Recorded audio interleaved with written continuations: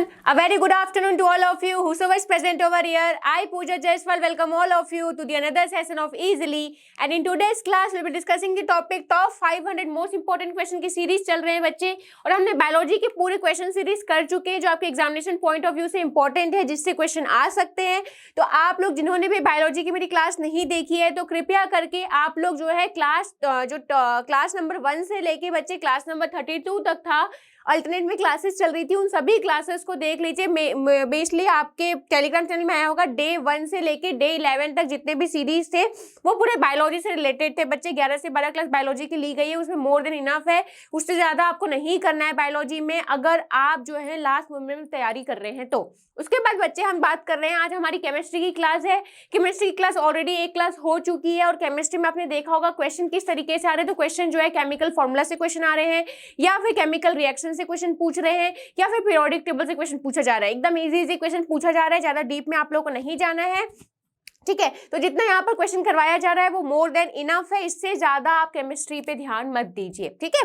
तो चलिए फटाफट करके एक एक क्वेश्चन सॉल्व करते हैं बच्चे, और आप लोग को बोलूंगी कि जिनको नहीं पता है आंसर प्लीज आप लोग नोट डाउन करिए, डिमोटिवेट मत होइए। यहाँ पर बहुत तरीके के बच्चे कोई बच्चे जो है 4 साल से प्रिपेयर कर रहे हैं, कोई 2 साल से कर रहे हैं, किसी को 1 महीना हुआ है। तो आप लोग कंपेयर मत करिए अपने को, ठीक है। और आप लोग अगर आंसर नहीं पता है तो यहाँ पर कोई बात नहीं, नेगेटिव मार्किंग नहीं होता है, आंसर देना मत बंद करिए। और अगर आंसर गलत हो रहा है तो कुछ को हाईलाइट कर लीजिए, रेड कलर से लिख लीजिए, सो दैट जब आप रिवाइज करोगे तो आपको याद रहे कि ये पर्टिकुलर आंसर गलत हुआ था। तो आप उसको एक बार और ध्यान दीजिए, ध्यान से पढ़िए, और एग्जाम में गलत करके मत आइए, क्योंकि एग्जाम में बच्चे आपका नेगेटिव मार्किंग होगा, ठीक है। तो चलिए हम पहले क्वेश्चन को देखते हैं बच्चे, और देखिए मेटल और नॉन मेटल से बहुत क्वेश्चन पूछा जाता है आपके एग्जाम में, तो इसके मैं यहाँ पर बहुत सारे क्वेश्चन लेके आई हूँ जो आपका पूरा ही कवर कर देगा मेटल और नॉन मेटल टॉपिक को, ठीक है। Which of the following element is a metal, निम्नलिखित में से कौन सा तत्व धातु है? कार्बन, ऑक्सीजन, सोडियम या फिर नाइट्रोजन? जल्दी से फटाफट आंसर दे दीजिए बच्चे। विच of the following element is a metal, निम्नलिखित में से कौन सा तत्व धातु है? कार्बन, ऑक्सीजन, सोडियम या फिर नाइट्रोजन? जल्दी से फटाफट कॉमेंट कर दीजिए, जल्दी से फटाफट आंसर दे दीजिए, फिर मैं बताती हूँ किसका आंसर सही है किसका आंसर गलत है। इनमें से कौन से एलिमेंट है बच्चे जो कि धातु है, जो कि मेटल है? अगर हम पीरियोडिक टेबल की बात करेंगे तो पीरियोडिक टेबल में आपने देखा होगा, पीरियोडिक टेबल को हम 4 भागों में डिवाइड करते हैं। एस ब्लॉक, ठीक है, यहाँ पर लेफ्ट साइड क्या होता है बच्चे? एस ब्लॉक होता है। राइट साइड क्या होता है? पी ब्लॉक होता है। देन यहाँ पर बीच में क्या होता है बच्चे? डी ब्लॉक होता है, और नीचे साइड होता है आपका एफ ब्लॉक, ठीक है। अब देखिए जो एस ब्लॉक के जितने भी तत्व हैं इनका क्या नेचर होता है बच्चे? तो इलेक्ट्रॉन डोनेटिंग नेचर के होते हैं, ठीक है। इलेक्ट्रॉन को डोनेट करने की इनमें टेंडेंसी होती है, इलेक्ट्रॉन रिसीविंग नेचर के कम होते हैं। वही अगर हम पी ब्लॉक के जितने भी एलिमेंट्स देखेंगे तो वो क्या करते हैं? इलेक्ट्रॉन रिसीविंग नेचर या इलेक्ट्रॉन एक्सेप्टिंग नेचर के होते हैं, इलेक्ट्रॉन एक्सेप्टिंग नेचर के होते हैं। अब ये बच्चे इलेक्ट्रॉन डोनेटिंग है, इलेक्ट्रॉन एक्सेप्टिंग कहाँ से आया? तो इनका जो आउटरमोस्ट सेल में जो इलेक्ट्रॉन्स होते हैं ये क्या करते हैं बच्चे? अपना ऑक्टेट कंप्लीट करने की कोशिश करते हैं, ठीक है। तो जो एस ब्लॉक के जितने भी एलिमेंट्स हैं वो क्या कोशिश करते हैं? इनके पास 1 या 2 इलेक्ट्रॉन रहता है आउटरमोस्ट सेल में, तो 1 या 2 इलेक्ट्रॉन को डोनेट करने की कोशिश करते हो, जल्दी से अपना ऑक्टेट कंप्लीट करना चाहते हैं। वही अगर पी ब्लॉक एलिमेंट्स की अगर हम बात करेंगे तो पी ब्लॉक एलिमेंट्स के जितने भी तत्व है वो क्या करते हैं बच्चे? उनके पास आउटर मोस्ट सेल में 3 electron, 4 electron, 5 electron, 6 electron, 7 electron होता है। तो ये क्या कोशिश करते हैं? इलेक्ट्रॉन रिसीव करके अपना ऑक्टेट कंप्लीट करना चाहते हैं। बेसिकली कोई भी तत्व कैसे डिसाइड होता है कि वो इलेक्ट्रॉन डोनेटिंग है, इलेक्ट्रॉन एक्सेप्टिंग है? तो बच्चे देखिए कोई भी तत्व जो है कैसे करता है इलेक्ट्रॉन एक्सेप्टिंग है, इलेक्ट्रॉन डोनेटिंग? तो बेसिकली उसको किसमें कम एनर्जी लग रहा है, ठीक है। अगर उसको इलेक्ट्रॉन एक्सेप्ट करने में कम एनर्जी लग रहा है तो इलेक्ट्रॉन एक्सेप्टिंग नेचर का हो जाएगा। इलेक्ट्रॉन डोनेटिंग नेचर का कब होगा? जब उसको इलेक्ट्रॉन डोनेट करने में कम एनर्जी लग रहा है। बेसिकली एनर्जी कम खपत हो और उसका इलेक्ट्रॉन जो ऑक्टेट कंप्लीट करने का जो टेंडेंसी होता है वो भी, दोनों चीजें फुलफिल हो जाए, ठीक है। तो ये चीज ध्यान रखिएगा। एक तो होना चाहिए बच्चे मिनिमम एनर्जी, ठीक है, मिनिमम एनर्जी, और दूसरा ऑक्टेट रूल होना चाहिए, ऑक्टेट कंप्लीट हो जाना चाहिए, ऑक्टेट कंप्लीट हो जाना चाहिए। एक सिंपल से एग्जांपल लेते हैं हम सोडियम का, ठीक है। बच्चे देखिए सोडियम का अगर हम एग्जांपल लेंगे, सोडियम का एटॉमिक नंबर क्या होता है? 11 होता है, ठीक है। तो हम कैसे लिखते हैं? 2 8 1। आउटर मोस्ट शेल में कितने इलेक्ट्रॉन्स हैं? 1 इलेक्ट्रॉन है। अब सोडियम क्या करेगा बच्चे? 7 इलेक्ट्रॉन इसको रिसीव करना पड़ेगा, अगर इसको रिसीविंग नेचर का होना पड़ेगा, ठीक है। मतलब इसको 7 इलेक्ट्रॉन या तो रिसीव कर ले या तो 1 इलेक्ट्रॉन डोनेट कर दे। अब किसमें ज्यादा एनर्जी लगेगी? अगर ये रिसीव करेगा कि डोनेट करेगा? 7 इलेक्ट्रॉन रिसीव करेगा किसी से, या फिर 1 इलेक्ट्रॉन को डोनेट करके ये 2, मतलब टोटल कितने इलेक्ट्रॉन हो जाएंगे? 1 इलेक्ट्रॉन डोनेट करेगा तो 10 इलेक्ट्रॉन हो जाएंगे, तो ये ऑक्टेट कंप्लीट हो जाएगा। तो मिनिमम एनर्जी किस में लगेगी बच्चे? 1 इलेक्ट्रॉन डोनेट करने में। तो आपका जो सोडियम है वो कैसा है? इलेक्ट्रॉन डोनेटिंग नेचर का है। वही अगर हम बात करें क्लोरीन का या हम बात करते हैं फ्लोरीन का, मान लो फ्लोरीन का एटॉमिक नंबर कितना है बच्चे? 9 है, ठीक है। तो इसको हम कैसे लिखते हैं? 2 और 7। आउटर मोस्ट शेल में कितने इलेक्ट्रॉन है? 7 इलेक्ट्रॉन है। अब बच्चे देखो, ये 7 इलेक्ट्रॉन को डोनेट करेगा कि 1 इलेक्ट्रॉन को रिसीव करेगा? किसमें इसको कम एनर्जी लगेगी? इसको कम एनर्जी किसमें लगेगी? 1 इलेक्ट्रॉन एक्सेप्ट करने में। तो ये क्या नेचर का है? इलेक्ट्रॉन एक्सेप्टिंग नेचर का है, ठीक है। तो बेसिकली बच्चे इलेक्ट्रॉन डोनेटिंग नेचर के कौन होते हैं? मेटल्स होते हैं। हम इतना कहानी क्यों पढ़े? जितने भी मेटल्स होते हैं वो इलेक्ट्रॉन डोनेटिंग नेचर के होते हैं, और जितने भी नॉन मेटल्स होते हैं वो इलेक्ट्रॉन एक्सेप्टिंग नेचर के होते हैं, ठीक है। तो अब हम आते हैं अपने क्वेश्चन पे। क्वेश्चन में क्या पूछा गया? इनमें से कौन सा एक धातु है? तो बच्चे देखिए, कार्बन, नाइट्रोजन और ऑक्सीजन, ये तीनों किस में आते हैं? ये तीनों बच्चे पी ब्लॉक में आते हैं। पी ब्लॉक एलिमेंट्स है, और ये तीनों कैसे होते हैं? नॉन मेटल्स होते हैं। वही आपका जो सोडियम है वो क्या है बच्चे? मेटल है। ये किस ग्रुप में आता है? तो ये ग्रुप 1 में आता है, समूह 1 में आता है, ठीक है। ये चीज ध्यान रखिएगा। मेटल क्या होता है, नॉन मेटल क्या होते हैं, इलेक्ट्रॉन डोनेटिंग नेचर के कौन होते हैं, इलेक्ट्रॉन रिसीविंग नेचर के कौन होते हैं, एस ब्लॉक में कौन से एलिमेंट्स होते हैं, पी ब्लॉक में कौन से एलिमेंट होते हैं। आई थिंक अब आप लोग को समझ में आ गया होगा। इसका एक बार स्क्रीनशॉट ले लीजिए कि S block, P block, D block, A block, बहुत सिंपल तरीके से मैंने समझाया है कि एस ब्लॉक, पी ब्लॉक में क्या डिफरेंस है, मेटल नॉन मेटल में क्या डिफरेंस है, कौन इलेक्ट्रॉन डोनेटिंग नेचर के होते हैं, कौन इलेक्ट्रॉन रिसीविंग नेचर के होते हैं, ठीक है। ओके, चलिए हम आगे बढ़ते हैं। Which of the following element is a non metal? निम्नलिखित में से कौन सा तत्व अधातु है? लोहा, चांदी, नाइट्रोजन या फिर कैल्शियम? कौन सा एक अधातु है? नॉन मेटल कौन है? आयरन, सिल्वर, नाइट्रोजन या फिर कैल्शियम? अब बच्चे देखो, अगर हम नॉन मेटल की बात करें तो नॉन मेटल में क्या क्या कैरेक्टरिस्टिक प्रॉपर्टी होता है? नॉन मेटल का कैरेक्टरिस्टिक प्रॉपर्टी क्या क्या है? नॉन मेटल में जितने भी जो एलिमेंट्स होते हैं वो कैसे होते हैं? वो नॉन लस्ट्रस होते हैं, मतलब अचमकदार होते हैं। वो चमकीले नहीं होते, अचमकदार होते हैं, ठीक है। वही बच्चे अगर हम मेटल्स की बात करेंगे तो मेटल्स कैसे होते हैं? लस्ट्रस होते हैं, मतलब चमकीले होते हैं, शाइनी होते हैं, ठीक है। चमकीले होते हैं, लस्ट्रस होते हैं, या फिर चमकीले होते हैं, या फिर शाइनी होते हैं, ठीक है। अब बच्चे देखिए, अगर हम बात करेंगे आयरन की, या फिर हम बात करेंगे सिल्वर की, या फिर हम बात करेंगे कैल्शियम की, ठीक है। तो देखिए, अगर हम आयरन, सिल्वर या कैल्शियम को देखेंगे, आयरन और सिल्वर बच्चे देखा, आयरन और सिल्वर का क्या मिलता है आपको? वायर्स मिलते हैं, ठीक है। तो जो मेटल्स की क्या प्रॉपर्टी है? मेटल्स की प्रॉपर्टी होती है डक्टिलिटी, डक्टिलिटी, तन्यता, ठीक है। और नॉन मेटल्स में नहीं पाया जाता। डक्टिलिटी मतलब क्या है? किसी भी एलिमेंट को लंबे वायर के रूप में खींच सकते हैं, तो मेटल्स को हम लंबे वायर के रूप में खींच सकते हैं। आयरन और सिल्वर का आपको वायर मिलेगा, लेकिन कभी भी आपको नाइट्रोजन का वायर नहीं मिलेगा। नाइट्रोजन क्या है बच्चे? नॉन मेटल है, ठीक है। नाइट्रोजन जो है नॉन मेटल है। आयरन, सिल्वर और कैल्शियम क्या है? एक प्रकार के मेटल है, ठीक है। ये तीनों ही आपको देखो, आयरन किस ब्लॉक में है बच्चे? डी ब्लॉक में। सिल्वर किस में आता है? डी ब्लॉक में। कैल्शियम किस में आता है बच्चे? एस ब्लॉक में। एस ब्लॉक के जितने भी तत्व हैं वो कैसे हैं? मेटल्स होते हैं, ठीक है।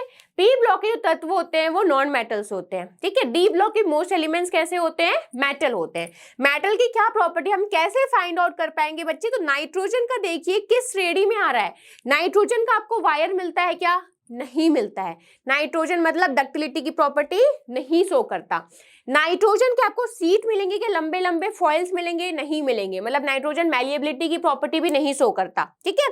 नाइट्रोजन को हम ठोकेंगे पीटेंगे तो पाउडर के रूप में परिवर्तित हो जाएगा, लेकिन हम आयरन और सिल्वर को ठोकेंगे पीटेंगे तो एक लंबी चादर के रूप में परिवर्तित हो जाएगा। मतलब आयरन और सिल्वर क्या शो करता है, मैलिएबिलिटी की प्रॉपर्टी शो करता है, मैलिएबिलिटी की प्रॉपर्टी शो करता है, आघात वर्धनीयता की प्रॉपर्टी शो करता है, लेकिन नॉन मेटल जो है नहीं शो करता। तो यहाँ पर आप दोनों के कैरेक्टरिस्टिक फीचर के आधार पर डिफाइन कर सकते हो इनमें से कौन सा मेटल और कौन सा नॉन मेटल है। नाइट्रोजन एक प्रकार का क्या है, नॉन मेटल है, क्योंकि ना ही ये चमकदार होता है, ना ही ये मैलिएबिलिटी शो कर रहा है, ना ही ये डक्टिलिटी शो कर रहा है, ठीक है। तो आपका कौन सा नॉन मेटल है यहाँ पर, nitrogen is a non metal, ठीक है। तो your answer will be the C. वही अगर हम आयरन सिल्वर और कैल्शियम की बात करेंगे तो आयरन सिल्वर कैल्शियम सारे प्रॉपर्टी शो करते हैं मेटल्स के, ठीक है। ओके, नेक्स्ट क्वेश्चन की ओर चलते हैं। Which of the following is a physical property of metal, निम्नलिखित में से कौन सा धातुओं का भौतिक गुण है, brittle, good conductor of electricity, non malleable या फिर नॉन लस्ट्रस। निम्नलिखित में से कौन सा धातुओं का भौतिक गुण है, भंगुर, बिजली के अच्छे संवाहक, आघात वर्धनीयता नहीं होते या चमकदार नहीं होते। बच्चे देखो, अगर हम मेटल्स की बात करेंगे तो मेटल्स कैसे होते हैं, मेटल जो है ब्रिटल नहीं होते। विच of the following is a physical property, तो मेटल जो है ब्रिटल नहीं होते। कहने का मतलब इसको ठोकेंगे पीटेंगे तो ये टूटना नहीं है पाउडर के फॉर्म में। ब्रिटल किसका नेचर है, नॉन मेटल का प्रॉपर्टी है, ब्रिटल नेचर के होते हैं। अगर हम कार्बन की एग्जांपल ले, कार्बन को हम ठोकेंगे पीटेंगे तो पाउडर के रूप में परिवर्तित हो जाता है। कोयला को देखिए पाउडर के रूप में परिवर्तित हो जाता है, ठीक है। अगर वही हम सोडियम की एग्जांपल ले तो सोडियम को ठोकेंगे पीटेंगे तो वो टूटेगा नहीं पाउडर के फॉर्म में, ठीक है। तो वो कैसे होते हैं, नॉन ब्रिटल होते हैं। नॉन मैलिएबल, मैलिएबिलिटी किसकी प्रॉपर्टी होती है, मैलिएबिलिटी मेटल्स की प्रॉपर्टी होती है, ये नॉन मेटल की प्रॉपर्टी है। नॉन मेटल कैसे होते हैं, नॉन मेटल को अगर हम कोल को लेंगे तो कोल को अगर हम ठोकेंगे पीटेंगे तो लंबी चादर के रूप में परिवर्तित नहीं होता। वही अगर आप बच्चे मेटल का एग्जांपल लो, मेटल में बच्चे आप एल्यूमिनियम का एग्जांपल लो, आपने देखा होगा एल्यूमिनियम फॉइल, ठीक है। तो एल्यूमिनियम को आप ठोकते हो पीटते हो तो लंबी चादर के रूप में परिवर्तित हो जाता है। मैलिएबिलिटी की प्रॉपर्टी क्या होती है, किसी भी एलिमेंट को हम ठोकेंगे पीटेंगे तो लंबी पतली चादर के रूप में परिवर्तित होने की प्रॉपर्टी को हम आघात वर्धनीयता बोलते हैं। एल्यूमिनियम फॉइल इसका एग्जाम्पल है। सारे मेटल्स क्या शो करते हैं, मैलिएबिलिटी शो करते हैं, ठीक है। नॉन लस्ट्रस, लस्ट्रस कौन होते हैं बच्चे, मेटल होते हैं। नॉन लस्ट्रस कैसे होते हैं, नॉन मेटल जो है नॉन लस्ट्रस होते हैं। अगर आप एग्जाम्पल लोगे सोडियम, पोटेशियम, रुबीडियम या एल्यूमिनियम का, ये सभी कैसे होते हैं, चमकीले होते हैं। वही आप कोल का एग्जाम्पल लो, कोयला चमकदार होता है, नहीं होता। फॉस्फोरस चमकदार होता है, नहीं होता। तो बच्चे नॉन मेटल्स क्या होते हैं, नहीं होते चमकीले। वही चमकीले कौन होंगे, मेटल्स चमकीले होंगे, नॉन मेटल चमकीले नहीं होते हैं, ठीक है। गुड कंडक्टर ऑफ इलेक्ट्रिसिटी, जो मेटल्स होते हैं वो गुड कंडक्टर ऑफ इलेक्ट्रिसिटी होते हैं, क्योंकि उनमें क्या पाया जाता है, फ्री इलेक्ट्रॉन पाया जाता है, ठीक है। तो अब आपको समझ में आया कि ओनली बी जो है एक फिजिकल प्रॉपर्टी है मेटल का, बाकी ए, सी और डी कैसे प्रॉपर्टी है, ये फिजिकल प्रॉपर्टी नहीं है, ठीक है। किसके फिजिकल प्रॉपर्टी है, तो नॉन मेटल के फिजिकल प्रॉपर्टीज है, ठीक है। ओके, नेक्स्ट क्वेश्चन में चलते हैं। Which of the following element is a metalloid, निम्नलिखित में से कौन सा तत्व उपधातु है, कार्बन, सिलिकॉन, क्लोरीन या फिर नियॉन। कौन सा एक उपधातु है,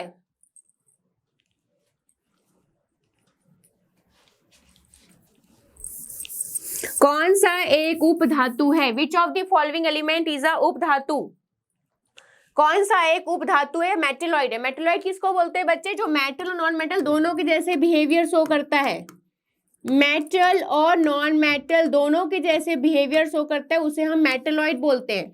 ये पूरे पीरियोडिक टेबल में इसका स्थान कहाँ पर, अगर क्वेश्चन पूछा जाएगा किस ब्लॉक में आते हैं, S block, P block, D block, F block, तो बच्चे ये पी ब्लॉक में पाए जाने वाले तत्व हैं, पी ब्लॉक में पाए जाते हैं, ठीक है। तो इसमें से देखिए जो क्लोरीन है, क्लोरीन क्या है, एक प्रकार का हेलोजन है, ठीक है, ग्रुप 17 में पाया जाता है। हेलोजन मतलब क्या होता है बच्चे, हेलो मतलब होता है सॉल्ट और जीन मतलब होता है प्रोड्यूसर, सॉल्ट प्रोड्यूसर, ठीक है। हैलोजन ग्रुप 17 में, समूह 17 में पाए जाते हैं। नियॉन की बात करेंगे तो नियॉन जो है ग्रुप 18 का एलिमेंट है। ग्रुप 18, जीरो ग्रुप बोलते हैं इस ग्रुप को हम लोग, जीरो ग्रुप, ग्रुप 18 का एलिमेंट है। ठीक है, तो ये भी ऑटोमेटिकली एलिमिनेट हो गया। कार्बन, कार्बन भी आपका मेटेलॉइड में नहीं आता। कौन आता है मेटेलॉइड में? सिलिकॉन आता है मेटेलॉइड में। बोरोन आता है, सिलिकॉन आता है, जर्मेनियम आता है, टेल्यूरियम आता है, पोलोनियम आता है। ठीक है, लिख लीजिएगा, बोरोन, सिलिकॉन और जर्मेनियम आपका ज्यादा क्वेश्चन पूछा जाता है एग्जाम में। ये मेटेलॉइड है एक प्रकार के। ठीक है, पी ब्लॉक में आते हैं। तो आपका आंसर क्या होगा? B is the right answer. ठीक है, सभी का मैंने बता दिया कौन किस समूह में पाया जाते हैं। आपके एग्जाम में क्वेश्चन पूछा जा सकता है क्लोरीन किस समूह में पाया जाता है, तो क्लोरीन 17 नंबर के समूह में पाया जाता है। ये क्या है? सॉल्ट प्रोड्यूसर है, हैलोजन है एक प्रकार का। ग्रुप 18 का एलिमेंट कौन सा है? नियॉन है। ठीक है, ओके, हम आगे बढ़ते हैं नेक्स्ट क्वेश्चन की ओर। Which of the following metal is the most reactive? निम्नलिखित में से कौन सी धातु सबसे अधिक क्रियाशील है? सोना, चांदी, तांबा या फिर पोटेशियम? इनमें से कौन सा सबसे क्रियाशील है? Which of the following metal is the most reactive? बच्चे, अगर हम मेटल और नॉन मेटल की बात करेंगे तो मेटल सबसे ज्यादा रिएक्टिव होते हैं। क्यों रिएक्टिव होते हैं? क्योंकि अपने आउटरमोस्ट सेल के इलेक्ट्रॉन को क्या करना चाहते हैं? डोनेट करके ऑक्टेट रूल कंप्लीट करना चाहते हैं। ठीक है, तो देखिए इन चारों में से जो आपका पोटेशियम होता है, पोटेशियम मोस्ट रिएक्टिव होता है। क्यों रिएक्टिव होता है बच्चे? क्योंकि पोटेशियम का क्या करते हैं हम? आउटरमोस्ट सेल में जो इलेक्ट्रॉन होते हैं आउटरमोस्ट सेल में जो इलेक्ट्रॉन होता है बच्चे, उस एक इलेक्ट्रॉन को क्या करना चाहता है ये? अगर आप पीरियोडिक टेबल में जगह देखोगे तो hydrogen, helium, hydrogen, helium, lithium, sodium, potassium, rubidium, caesium, francium. ठीक है, तो बच्चे देखिए जो आपका पोटेशियम का स्थान कहां पर है? ठीक है, पोटेशियम जो है अपने आउटरमोस्ट सेल में कितने इलेक्ट्रॉन है बच्चे? एक इलेक्ट्रॉन है। ठीक है, तो इस एक इलेक्ट्रॉन को ये क्या करना चाहता है? डोनेट करके ऑक्टेट रूल कंप्लीट करना चाहता है, इसीलिए बहुत ही ज्यादा रिएक्टिव होता है। और इसे हम किस में डुबो के रखते हैं? केरोसिन में डुबो के रखते हैं। सोडियम और पोटेशियम को हम केरोसिन में डुबो के रखते हैं। ये चीज याद रखिएगा। केरोसिन में क्यों डुबो के रखते हैं? सो दैट ऑक्सीजन से रिएक्ट ना करे, ऑक्सीजन से रिएक्ट करने से प्रिवेंट करने के लिए हम करते हैं। ऑक्सीजन से रिएक्ट करने से प्रिवेंट करने के लिए हम करते हैं। ठीक है, इसे केरोसिन में डुबो के रखते हैं। दोनों ही, सोडियम और पोटेशियम दोनों ही बहुत क्रियाशील है, अभिक्रियाशील है। ठीक है, नेक्स्ट क्वेश्चन में चलते हैं। Which of the following non metal is a halogen? निम्नलिखित में से कौन सी अधातु हैलोजन है? कार्बन, नाइट्रोजन, फ्लोरीन या फिर नियॉन? इनमें से कौन सा एक हैलोजन है? जल्दी से आंसर दो। विच of the following is a halogen? कौन सा एक हैलोजन है? हैलोजन मतलब क्या होता है? हेलो मतलब होता है बच्चे सॉल्ट, हेलो मतलब होता है सॉल्ट, और जीन मतलब होता है प्रोड्यूसर, जीन मतलब होता है प्रोड्यूसर। ठीक है, सॉल्ट प्रोड्यूसर, हैलोजन को हम बोलते हैं सॉल्ट प्रोड्यूसर। ठीक है, कहां पर आते हैं? इनका पीरियोडिक टेबल में कहां पर स्थान है? तो ग्रुप 17 में इनका स्थान है। ग्रुप 17 में जितने भी एलिमेंट्स आते हैं, जैसे आ गया आपका फ्लोरीन, क्लोरीन, ब्रोमीन, आयोडीन। ठीक है, ये चारों कैसे हैं? ये हैलोजन है, सॉल्ट प्रोड्यूसर है। तो इसका आपका क्या आंसर होगा? Fluorine will be the right answer. Neon किस ग्रुप में आते हैं बच्चे? नियॉन ग्रुप 18 में आते हैं, जीरो ग्रुप में आते हैं। Neon, argon, krypton, xenon, radon. Neon, argon, krypton, radon, xenon, ये सभी किस में आते हैं? ये सभी ग्रुप 18 में आते हैं। ठीक है, ग्रुप 18 के एलिमेंट्स है, ग्रुप 18 के गैसेस हैं। कार्बन, कार्बन किस ग्रुप में आता है? ग्रुप 14। नाइट्रोजन किस में आता है? ग्रुप 15। तो इसका सही आंसर क्या होगा? Fluorine will the right answer. Fluorine, chlorine, bromine, iodine सभी ही ग्रुप 17 के एलिमेंट्स हैं। ठीक है, ओके, नेक्स्ट क्वेश्चन में चलते हैं। Which of the following non metal is used to make fertiliser? निम्नलिखित में से किस धातु का उपयोग उर्वरक बनाने के लिए किया जाता है? ऑक्सीजन, नाइट्रोजन, सल्फर या फिर कार्बन? किसका उपयोग फर्टिलाइजर बनाने के लिए किया जाता है, उर्वरक बनाने के लिए किया जाता है? जल्दी से बता दो इसका आंसर। किसका उपयोग फर्टिलाइजर बनाने के लिए किया जाता है? भैया हमारे प्लांट्स को सबसे ज्यादा किसकी रिक्वायरमेंट होती है? नाइट्रोजन, फॉस्फोरस, सल्फर की। नाइट्रोजन का इस्तेमाल करते हैं हम उर्वरक बनाने के लिए, यूरिया ऐड करते हैं। यूरिया, यूरिया का फॉर्मूला क्या होता है? तो बच्चे देखिए यूरिया में क्या उपस्थित होता है? नाइट्रोजन उपस्थित रहता है। नाइट्रोजन हम उपयोग करते हैं बेसिकली फर्टिलाइजर बनाने के लिए, ठीक है, याद कर लीजिएगा, बहुत इंपॉर्टेंट क्वेश्चन है, ठीक है। नेक्स्ट क्वेश्चन में चलते हैं। Which of the following metal is a transition metal? निम्नलिखित में से कौन सी धातु एक संक्रमण धातु है?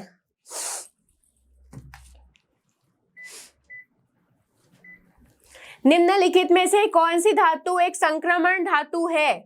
जिंक, लोहा, एल्यूमिनियम या फिर कैल्शियम? कौन सा एक संक्रमण धातु है? Which of the following is a transition metal? बच्चे ट्रांजिशन मेटल किसे बोलते हैं सबसे पहले पता होना चाहिए आपको। डी ब्लॉक के जितने भी तत्व हैं उसे हम ट्रांजिशन मेटल बोलते हैं। ट्रांजिशन एलिमेंट क्या होते हैं? ये दोनों की तरह बिहेवियर शो करते हैं। आप देखिएगा डी ब्लॉक का स्थान कहाँ पर है पीरियोडिक टेबल में? तो अगर हम पीरियोडिक टेबल की बात करेंगे तो पीरियोडिक टेबल में लेफ्ट साइड में एस ब्लॉक होता है, ठीक है। राइट साइड में क्या होते हैं बच्चे? तो पी ब्लॉक होते हैं। बीचों बीच क्या होता है? डी ब्लॉक होता है, ठीक है। तो डी ब्लॉक के अगर आप तत्वों को देखोगे तो डी ब्लॉक, एस ब्लॉक और पी ब्लॉक के बीचों बीच उपस्थित है। कहने का मतलब है ये कुछ प्रॉपर्टी एस ब्लॉक की जैसे शो करते हैं और कुछ प्रॉपर्टी पी ब्लॉक की जैसे शो करते हैं, ठीक है। तो ये क्या करते हैं? ट्रांजिशन एलिमेंट, मतलब हम दोनों के बीच में ट्रांजिशन तरीके से बिहेव करते, दोनों की प्रॉपर्टी शो करते हैं, ठीक है। तो इनको हम क्या बोलते हैं? ट्रांजिशन मेटल बोलते हैं। इसके मुख्यतः मोस्टली एलिमेंट्स क्या होते हैं? मेटालिक नेचर के होते हैं, ठीक है। अब इनमें से देखिए बच्चे जिंक, जिंक भी डी ब्लॉक का तत्व है, लेकिन ये एक्सेप्शन केस है। जिंक जो है ट्रांजिशन मेटल में काउंट नहीं होता क्योंकि बहुत सारी प्रॉपर्टी जो है डी ब्लॉक के जैसे ये शो नहीं करता, ठीक है। एल्यूमिनियम, एल्यूमिनियम किस ब्लॉक में आता है? एल्यूमिनियम बच्चे पी ब्लॉक का तत्व है, पी ब्लॉक का तत्व है, ग्रुप 13 का तत्व है। कैल्शियम, कैल्शियम किसका है बच्चे? कैल्शियम ग्रुप 2 का तत्व है। बेरिलियम, मैग्नीशियम, कैल्शियम, ठीक है।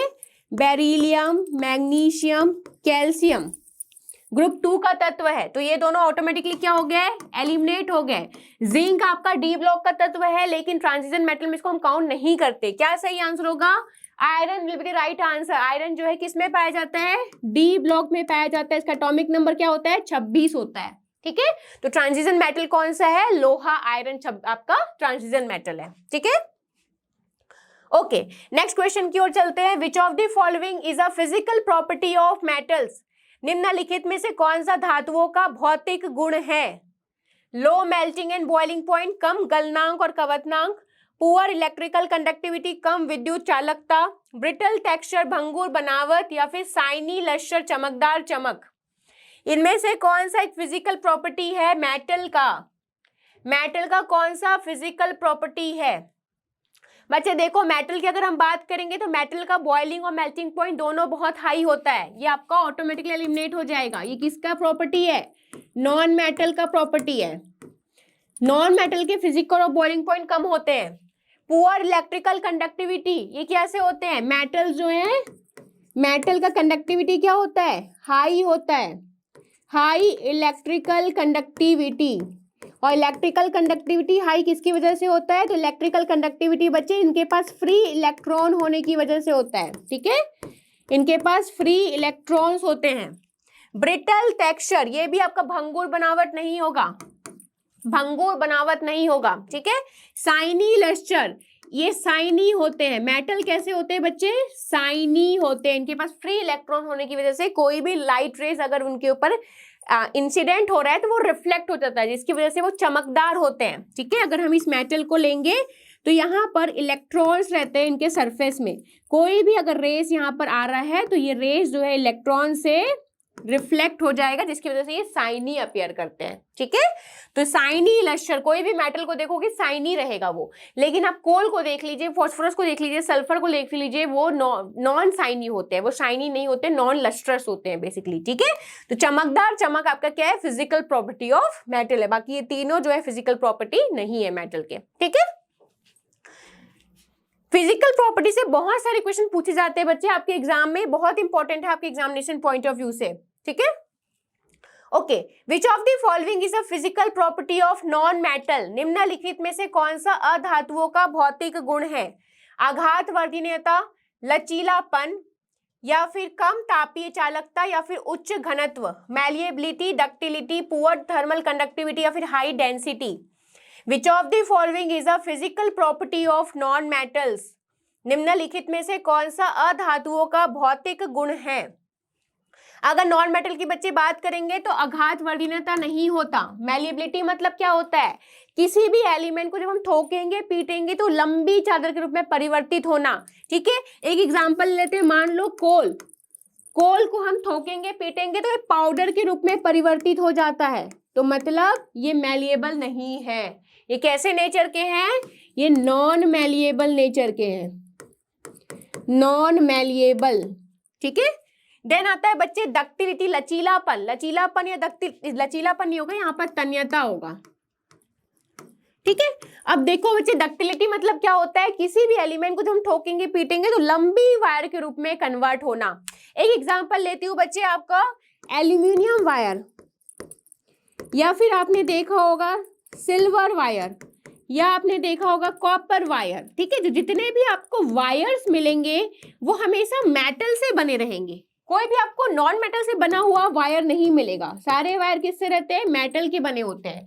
क्यों? क्योंकि मेटल ही डक्टिलिटी की प्रॉपर्टी शो करता है। डक्टिलिटी की प्रॉपर्टी क्या कहती है?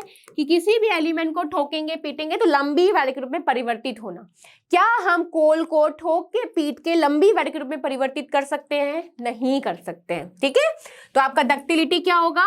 ये फिजिकल प्रॉपर्टी नहीं है नॉन मेटल का।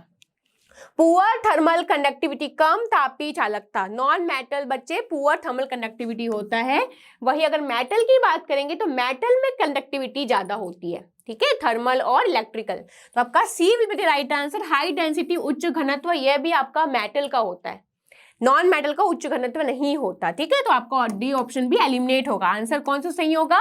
सी will be the right answer. ठीक है, बहुत इंपॉर्टेंट क्वेश्चन है, पीरियोडिक टेबल से सारे क्वेश्चन पूछे जाते हैं, मेटल नॉन मेटल के फिजिकल प्रॉपर्टी से क्वेश्चन है ये।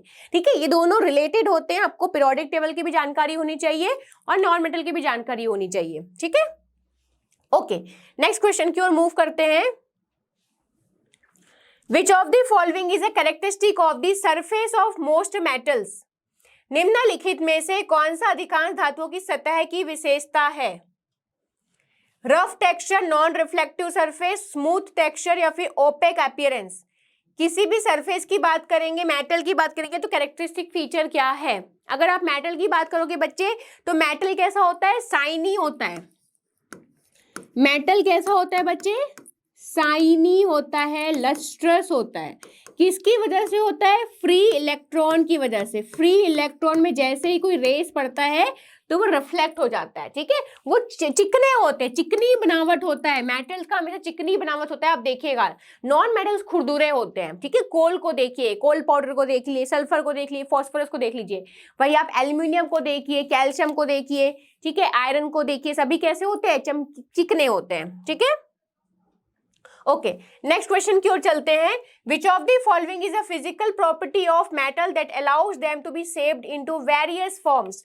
निम्नलिखित में से कौन सी धातुओं का भौतिक गुण है जो उन्हें विभिन्न रूपों में आकार देने की अनुमति देता है? आघात वर्धनीयता, या फिर डक्टिलिटी या तन्यता, अपारदर्शिता, या फिर भंगुर बनावट। निम्नलिखित में से कौन सा धातुओं का भौतिक गुण है जो उन्हें विभिन्न रूपों में आकार देने की अनुमति देता है?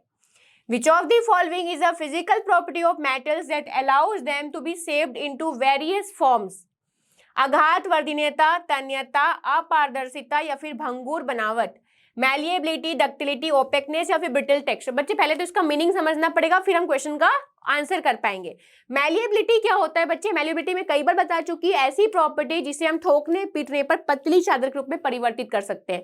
आपने देखा होगा बहुत सारे एल्यूमिनियम का बर्तन भी बनता है, एल्यूमिनियम के वायर भी बनते हैं। ठीक है, एल्यूमिनियम के बहुत सारे फॉयल भी बनते हैं। तो बहुत सारी चीजों में हम उपयोग करते हैं, अलग अलग शेप में कन्वर्ट करते हैं। कहने का मतलब है कि इसको हम ठोकेंगे पीटेंगे तो उसको डिफरेंट शेप में कन्वर्ट कर सकते हैं। उस प्रॉपर्टी को क्या बोलते हैं? मैलिएबिलिटी बोलते हैं। ठीक है, तो आघात वर्धनीयता की प्रॉपर्टी की वजह से हम डिफरेंट यूटेंसिल यूज करते हैं, ठीक है, एल्यूमिनियम यूटेंसिल यूज करते हैं और डिफरेंट वायर यूज करते हैं, डिफरेंट फॉइल मिलता है हमें, बहुत सारी चीजों में एल्यूमिनियम का उपयोग किया जाता है। वो किस वजह से? क्योंकि मेटल की प्रॉपर्टी होती है आघात वर्धनीयता की, ठीक है। नॉन मेटल में ये नहीं पाया जाता है, ठीक है। ओके, नेक्स्ट क्वेश्चन में चलते हैं। Which of the following is a physical property of non metal that make them poor conductivity of electricity? High density, low melting point, low thermal conductivity या फिर हाई मैलिएबिलिटी। निम्नलिखित में से कौन सा धातुओं का भौतिक गुण है जो उन्हें विद्युत का कुचालक बनाता है? तो बच्चे देखिए, विद्युत का कुचालक किसकी वजह से? यहाँ पर फ्री इलेक्ट्रॉन उपस्थित नहीं होते, फ्री इलेक्ट्रॉन उपस्थित नहीं होते। वही अगर हम मेटल की बात करेंगे तो मेटल्स में फ्री इलेक्ट्रॉन्स पाए जाते हैं और फ्री इलेक्ट्रॉन की वजह से ये इलेक्ट्रिसिटी और हीट का गुड कंडक्टर होता है, इलेक्ट्रिसिटी और हीट, ठीक है। तो आपका जो ऊष्मा है और बिजली, ये दोनों का ही क्या होता है? सुचालक होता है। तो इसका सही आंसर क्या होगा? लो थर्मल कंडक्टिविटी, ठीक है। ओके, नेक्स्ट क्वेश्चन की ओर मूव करते हैं।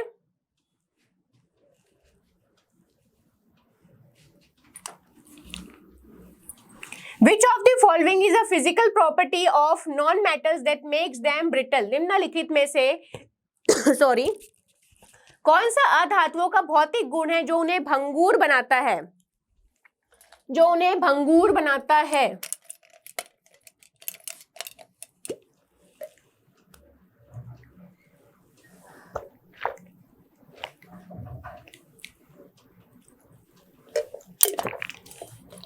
Which of the following is a physical property of non-metals that makes them brittle? निम्नलिखित में से कौन सा अधातुओं का भौतिक गुण है जो उन्हें भंगुर बनाता है? बच्चे देखिए, अगर हम डक्टिलिटी की बात करेंगे, डक्टिलिटी या तन्यता की प्रॉपर्टी क्या होती है? तन्यता की प्रॉपर्टी ये प्रॉपर्टी होती है भी किसी भी तत्व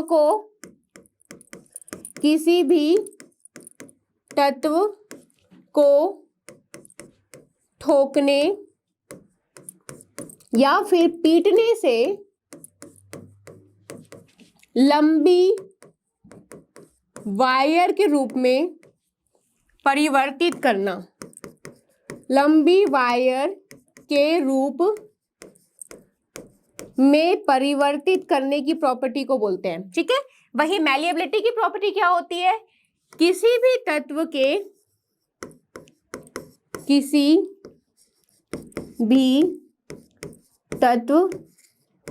को ठोकने या फिर पीटने से लंबी चादर के रूप में परिवर्तित करना, लंबी चादर के रूप में परिवर्तित करने की प्रॉपर्टी को हम मैलिएबिलिटी बोलते हैं। तो मैलिएबिलिटी कौन शो करता है बच्चे? मेटल्स शो करते हैं। डक्टिलिटी की प्रॉपर्टी कौन शो करता है? मेटल्स शो करते हैं। मेटल को हम बोलते हैं धातु, ठीक है। लो डक्टाइल स्ट्रेंथ, निम्न तन्यता शक्ति, यही बोल रहा है इसमें से कौन सा ब्रिटल है? मतलब अगर हम ठोकेंगे पीटेंगे तो वो टूट जाएगा। कहने का मतलब क्या है? इसका जो डक्टाइल स्ट्रेंथ क्या है? वो लो है। वही अगर मेटल की बात करेंगे तो मेटल का जो डक्टाइल स्ट्रेंथ क्या होता है? ज्यादा होता है, ठीक है। मेटल्स में डक्टिलिटी की प्रॉपर्टी पाई जाती है, नॉन मेटल्स में डक्टिलिटी की प्रॉपर्टी नहीं पाई जाती है, ठीक है। याद रखिएगा इस प्रॉपर्टी को, ये इंपॉर्टेंट प्रॉपर्टी है। मैलिएबिलिटी और डक्टिलिटी से बहुत बार क्वेश्चन पूछा जाता है। एक एग्जांपल देती हूँ बच्चे, गोल्ड को सबसे ज्यादा डक्टाइल कौन सा होता है? अगर आपसे क्वेश्चन पूछा जाएगा मोस्ट डक्टाइल मेटल, सबसे ज्यादा डक्टाइल कौन होता है, तो आपका आंसर क्या होगा? गोल्ड या फिर सोना। आपने देखा होगा बच्चे, इतने सारे जो हम रिंग बनाते हैं, ये जो मैंने रिंग पहनी है ये लंबे वायर के रूप में था, ठीक है। इस लंबे वायर के रूप में था, उसको हमने क्या किया? ऐसे जोड़ दिया और क्या बन गया? रिंग बन गया, ठीक है। तो लंबे वायर के रूप में कैसे परिवर्तित होता है? क्योंकि मेटल की प्रॉपर्टी होती है डक्टिलिटी की प्रॉपर्टी, जिसमें हम ठोकेंगे पीटेंगे और लंबे वायर के रूप में परिवर्तित कर सकते हैं, ठीक है। सबसे डक्टाइल कौन होता है? गोल्ड या फिर सोना होता है, ठीक है। ओके, नेक्स्ट क्वेश्चन की ओर आगे बढ़ते हैं। Which of the following is a physical property of non-metals that make them appear dull or non-shiny? निम्नलिखित में से कौन सा अधातुओं का भौतिक गुण है जो उन्हें डल या अचमकदार दिखाई देता है? हाई रिफ्लेक्टिविटी, लो थर्मल कंडक्टिविटी, डक्टिलिटी या फिर मैलिएबिलिटी। उच्च परावर्तकर्ता या फिर निम्न तापीय चालकता। डक्टिलिटी को बच्चे यहाँ पर बार बार ये लिखा है, ठीक है, आपके एग्जाम में एमटीएस में आया हुआ था, इसका आएगा तन्यता, ठीक है। और चौथा है आघात वर्धनीयता। Which of the following is a physical property of non-metal that make them appear dull or non-shiny? Dull और non-shiny, किसकी वजह से वो डल होता है और नॉन शाइनी होता है? बच्चे देखिए, अगर आप मेटल की बात करोगे तो मेटल क्या होते हैं? लस्ट्रस होते हैं। लस्ट्रस मतलब क्या होता है? चमकदार। चमकदार, ये चमकदार होने की वजह से ही हम, देखिए आप गोल्ड को ले लो या सिल्वर को ले लो, गोल्ड और सिल्वर कैसे होते हैं? चमकदार होते हैं। दोनों क्या है? मेटल्स हैं, ठीक है। तो मेटल्स जो है लस्ट्रस होते हैं और गोल्ड और चमकदार होने की वजह से इसको हम किस रूप में उपयोग करते हैं? ऑर्नामेंट के रूप में उपयोग करते हैं। क्योंकि हम ऑर्नामेंट में क्या पहनते हैं बच्चे? जो चमकीले होते हैं, दूर से दिखाई देते हैं, लाभान्वित होते हैं, ठीक है। हम कभी भी कोयला को नहीं पहनेंगे अपने गले में, क्यों? क्योंकि वो क्या होता है? वो चमकता नहीं है, ठीक है। तो जो नॉन मेटल्स है वो क्या होते हैं? चमकीले नहीं होते, नॉन लस्ट्रस होते हैं, ठीक है। इसका सही आंसर क्या होगा? हाई रिफ्लेक्टिविटी, उच्च परावर्तकता की वजह से वो क्या होते हैं? आपके नॉन शाइनी होते हैं, ठीक है। ओके, नेक्स्ट क्वेश्चन में चलते हैं। Which of the following non metal is a liquid at room temperature? निम्नलिखित में से कौन सी अधातु कमरे के तापमान पर द्रव है? कार्बन, ब्रोमीन, ऑक्सीजन या फिर sulphur. Which of the following non metal is a liquid at room temperature? Carbon, bromine, oxygen या फिर सल्फर। कौन सा एक है जो कि द्रव के रूप में पाया जाता है? मेटल और नॉन मेटल दोनों ही किस किस रूप में पाए जाते हैं बच्चे? तो मेटल मोस्टली किस रूप में पाया जाता है? सॉलिड के रूप में पाया जाता है, ठोस के रूप में पाया जाता है। लेकिन एक मेटल ऐसा है जो कि लिक्विड के रूप में पाया जाता है। एक्सेप्शन क्या है इसका? Exception will always be there, और एक्सेप्शन ही आपको याद रखना है। एक्सेप्शन है बच्चे मरकरी, या फिर इसको हम हिंदी में बोलते हैं पारा। पारा किस स्टेट में पाया जाता है? लिक्विड स्टेट में पाया जाता है, द्रव के फॉर्म में पाया जाता है, ठीक है।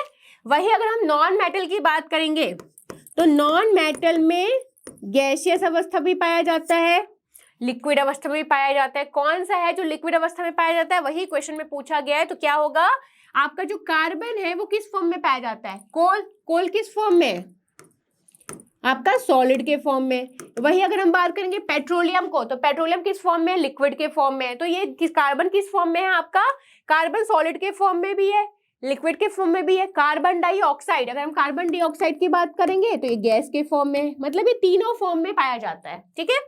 ऑक्सीजन की बात करेंगे बच्चे तो ऑक्सीजन किस फॉर्म में उपस्थित होता है? गैस के फॉर्म में उपस्थित रहता है, ठीक है। सल्फर किस फॉर्म में उपस्थित रहता है? सॉलिड के फॉर्म में उपस्थित रहता है, ठीक है। ब्रोमीन एक एक्सेप्शन केस है। ब्रोमीन किस फॉर्म में पाया जाता है बच्चे? लिक्विड के फॉर्म में, तरल के फॉर्म में पाया जाता है।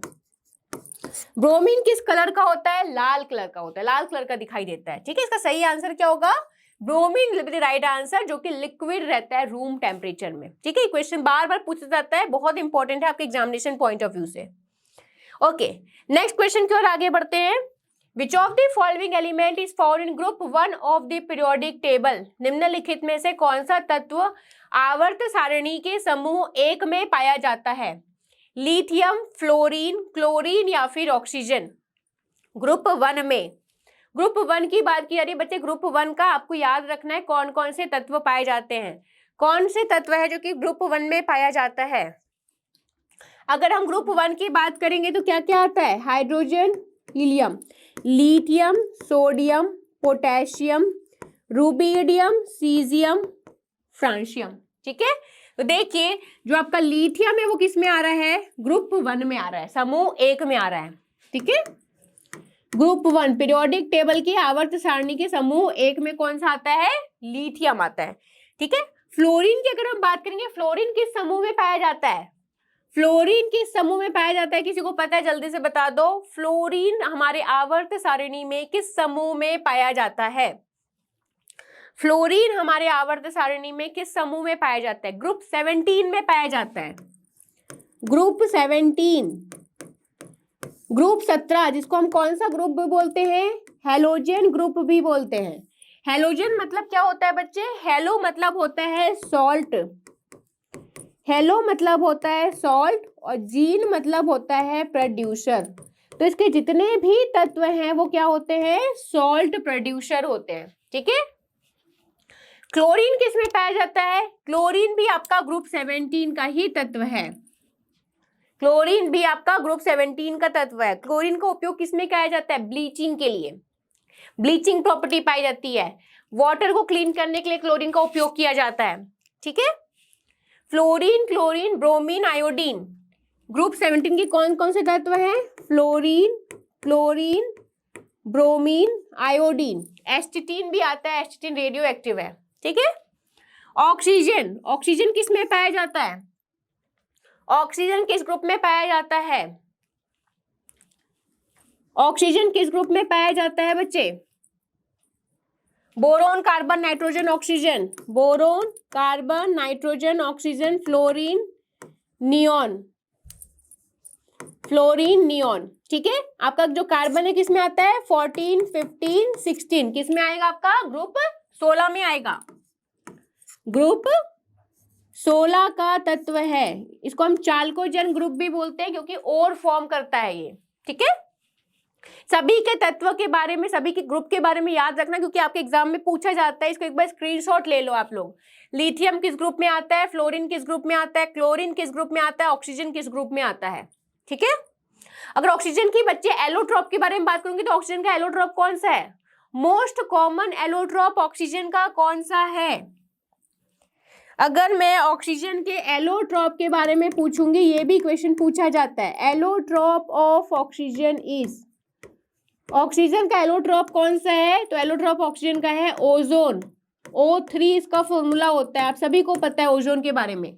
एलोट्रॉप मोस्टली क्या होते हैं? एलोट्रॉप को हम हिंदी में बोलते हैं अपरूप। ठीक है। तो बच्चे एलोट्रॉप क्या होता है? कार्बन के बहुत सारे एलोट्रॉप पाए जाते हैं। ठीक है। कोल हो गया, पेट्रोलियम हो गया, ठीक है, सारे कार्बन के एलोट्रॉप है। ग्राफाइट हो गया, डायमंड हो गया, बकमिंस्टर फलरीन हो गए, ये सारे कार्बन के एलोट्रॉप है। एलोट्रॉप मतलब क्या होता है? एलोट्रॉप मतलब होता है कि एटम वही रहेगा, एटम का अरेंजमेंट डिफरेंट हो जाएगा, डिफरेंट तरीके से अरेंज होता है, और डिफरेंट तरीके से अरेंज होने की वजह से डिफरेंट फिजिकल प्रॉपर्टी शो करता है, लेकिन केमिकल प्रॉपर्टी वही शो करेगा। क्यों? क्योंकि उसका एटम में क्या है? ऑक्सीजन ही उपस्थित है। तो अपरूप में बेसिकली डिफरेंट अपरूप, ऑक्सीजन और ओजोन में डिफरेंस क्या रहेगा? इन दोनों के बनावट में डिफरेंस है। ठीक है। Difference in arrangement of atom. अपरूप क्या होता है? Difference in arrangement of atom. Difference in arrangement of atom की वजह से अप्रूव बनता है। ठीक है। अब ये डिफरेंस अरेंजमेंट ऑफ एटम की वजह से जो अप्रूव बन रहा है उसकी जो फिजिकल प्रॉपर्टी है वो क्या होंगे बच्चे? अलग होंगे। भौतिक अवस्था जो है अलग रहेगा। फिजिकल प्रॉपर्टी या फिर भौतिक अवस्था, भौतिक अवस्था क्या रहते हैं? ये डिफरेंट रहते हैं क्योंकि उनका अरेंजमेंट ऑफ एटम जो है वो डिफरेंट है इसकी वजह से। ठीक है। लेकिन जो केमिकल प्रॉपर्टी है, केमिकल प्रॉपर्टी या फिर रासायनिक अवस्था, रासायनिक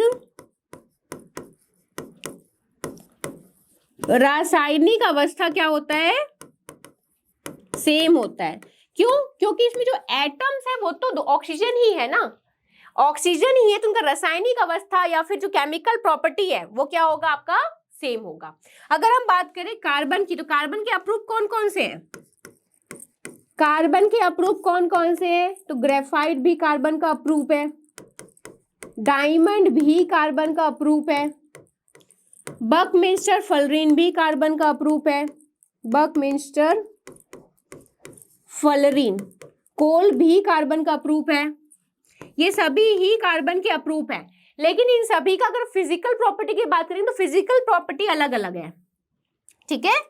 इन सभी के बच्चे अगर हम फिजिकल प्रॉपर्टी की बात करेंगे तो फिजिकल प्रॉपर्टी डिफरेंट है, फिजिकल प्रॉपर्टी डिफरेंट है, लेकिन केमिकल प्रॉपर्टी एक जैसा होगा, क्योंकि सभी में क्या उपस्थित है, कार्बन उपस्थित है। लेकिन फिजिकल प्रॉपर्टी सभी लोग अलग अलग तरीके से शो करते हैं, क्योंकि जो कार्बन का अरेंजमेंट है उनके डिफरेंस होने की वजह से ही अप्रूव बनता है। ठीक है, इस चीज को नोट कर लीजिएगा, एक बार स्क्रीनशॉट ले लीजिए,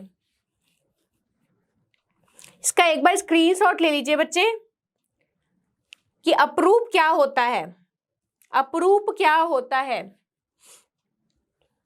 ठीक है, ओके, नेक्स्ट क्वेश्चन में चलते हैं हम। Which of the following element is an alkali metal? Which of the following element is an alkali metal? निम्नलिखित में से कौन सा तत्व एक क्षार धातु है, क्षारीय धातु है? सोडियम, कार्बन, नाइट्रोजन या फिर नियॉन? इनमें से कौन सा एक क्षारीय धातु है? Which of the following is a alkali metal? क्षारीय धातु, जल्दी से आंसर दे दो। सोडियम, कार्बन, नाइट्रोजन या फिर नियॉन? सबसे पहले तो पता होना चाहिए बच्चे, जो आपका पीरियोडिक टेबल है, पीरियोडिक टेबल में किस समूह के एलिमेंट को हम क्षारीय धातु बोलते हैं? किस समूह के एलिमेंट को हम क्षारीय धातु बोलते हैं?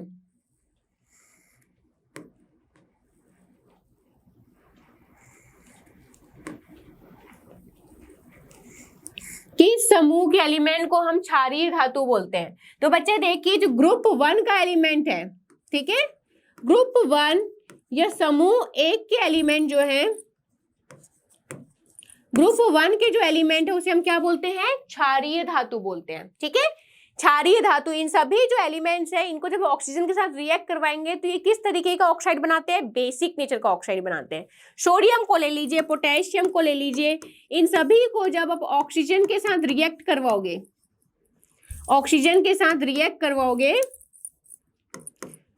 तो ये क्या बनाएगा? ऑक्साइड बनाएगा। किस तरीके का ऑक्साइड बनाता है? बेसिक ऑक्साइड बनाता है, बेसिक ऑक्साइड। ठीक है, इसलिए हम इसको क्या बोलते हैं? एल्कली मेटल बोलते हैं। ठीक है, आपका लिथियम हो गया, सोडियम हो गया, पोटेशियम, रुबिडियम, सीजियम, सारे ही एल्कली मेटल हैं। कौन कौन से आते हैं? Lithium, sodium, potassium, rubidium, caesium, francium, ये सारे को हम एल्कली मेटल बोलते हैं, क्योंकि जब इसको ऑक्सीजन के साथ अभिक्रिया करवाते हैं तो कैसा ऑक्साइड बनाते हैं? बेसिक ऑक्साइड बनाते हैं। ठीक है, कैसे पता चलेगा ये बेसिक है?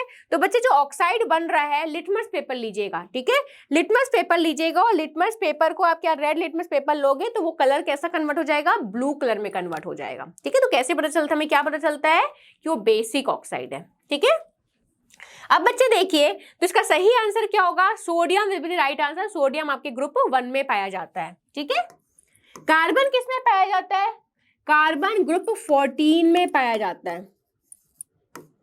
Group 14, boron, carbon, nitrogen, oxygen. आपका जो कार्बन किस में पाया जाता है? ग्रुप 14 में। नाइट्रोजन किस में पाया जाता है? ग्रुप 15 में, समूह 15 में पाया जाता है। ग्रुप 15 में पाया जाता है। नियॉन किस में पाया जाता है बच्चे? नियॉन ग्रुप 18 में पाया जाता है, जीरो ग्रुप में पाया जाता है। जीरो ग्रुप एलिमेंट है। Neon, argon, krypton, xenon, radon. Neon, argon, krypton, xenon, radon, ये सभी किस में पाए जाते हैं? ग्रुप 18 में पाए जाते हैं। ठीक है, इसको नोट कर लीजिए, एक बार स्क्रीनशॉट ले लीजिए, बहुत इंपॉर्टेंट क्वेश्चन है। एल्कली मेटल जैसे ग्रुप 1 को बोलते हैं, वैसे ग्रुप 2 को हम एल्कलाइन अर्थ मेटल बोलते हैं। ग्रुप 2 के जितने भी एलिमेंट्स हैं ये भी नोट कर लीजिएगा, आपके एग्जामिनेशन पॉइंट ऑफ व्यू से इंपॉर्टेंट है। ग्रुप 2 के जितने भी एलिमेंट्स हैं उसे हम एल्कलाइन अर्थ मेटल बोलते हैं। क्षारीय मृदा धातु, क्षारीय मृदा धातु। क्षारीय मृदा धातु क्यों बोल रहे हैं बच्चे? क्योंकि जितने भी एलिमेंट्स हैं, ठीक है, जैसे मान लो beryllium, magnesium, calcium, strontium, barium, radium, ये जितने भी तत्व हैं इन सभी को जब हम ऑक्सीजन के साथ अभिक्रिया करवाएंगे, ऑक्सीजन के साथ अभिक्रिया करवाने पर, ऑक्सीजन के साथ अभिक्रिया करवाने पर किस तरीके का ऑक्साइड बनाते हैं बच्चे? बेसिक ऑक्साइड बनाते हैं, बेसिक ऑक्साइड बनाते हैं। When it is reacted with oxygen, it forms the basic oxide. When it reacts with oxygen, it forms basic oxide. Basic oxide हमें कैसे पता चला? तो आप लिटमस पेपर लीजिएगा, रेड लिटमस पेपर को ये ब्लू में परिवर्तित कर देता है, ठीक है। अब यहाँ पर हमने मृदा क्यों बोला है? मृदा इसलिए बोले हैं बच्चे क्योंकि मोस्टली किस में पाया जाता है? अर्थ क्रस्ट में पाया जाता है। अर्थ क्रस्ट में पाए जाने की वजह से, अर्थ क्रस्ट में पाया जाता है, इसलिए हम इसे मृदा धातु बोलते हैं, ठीक है। अर्थ क्रस्ट में ज्यादा पाया जाता है। तो beryllium, magnesium, calcium, strontium, barium, radium, ये सभी क्या है? एल्कलाइन अर्थ मेटल है। स्क्रीनशॉट ले लो आप सभी लोग, बहुत इंपॉर्टेंट है। एग्जाम में क्वेश्चन इससे पूछा जाएगा 100% और बहुत इंपॉर्टेंट है, बहुत इजी है। नोट कर लीजिए एक बार सभी। एल्कलाइन अर्थ मेटल क्या होता है? किसे बोलते हैं alkaline earth metal? Beryllium, magnesium, calcium, strontium, barium, radium. Okay, next question में मूव करते हैं। Which of the following element has the highest electronegativity in group 2 of the periodic table? आवर्त सारणी के समूह 2 में निम्नलिखित में से किस तत्व की विद्युत ऋणात्मकता सबसे अधिक है?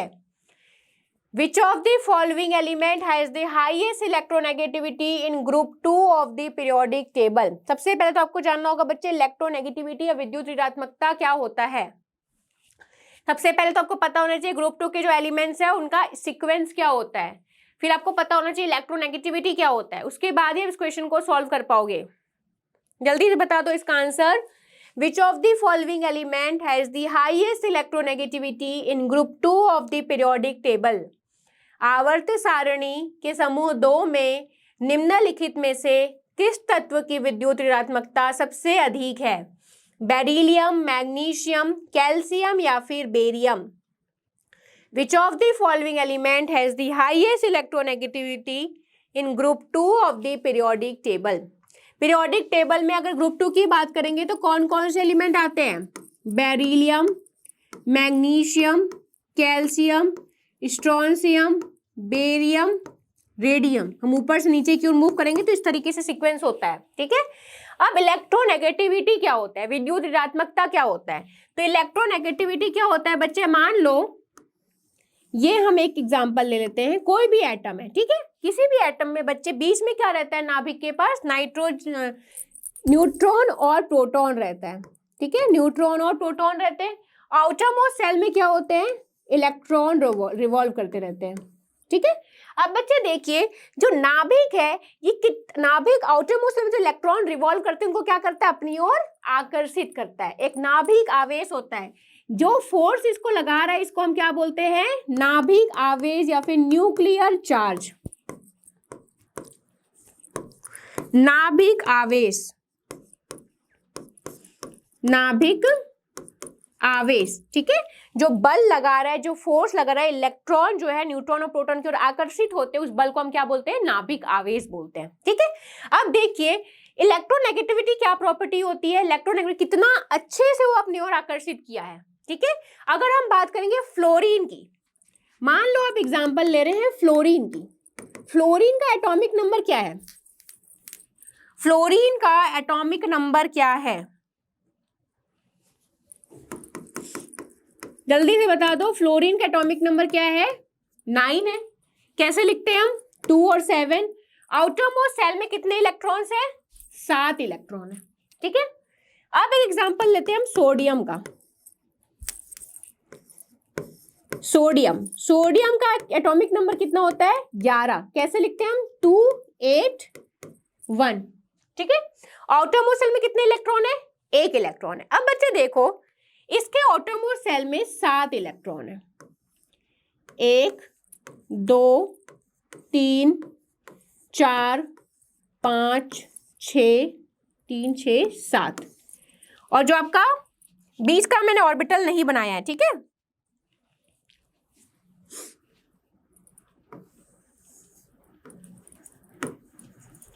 अगर हम सोडियम के बारे में बात करेंगे तो सोडियम में क्या है, सोडियम में आउटरमोस्ट शेल में कितने इलेक्ट्रॉन्स होते हैं, 1 इलेक्ट्रॉन।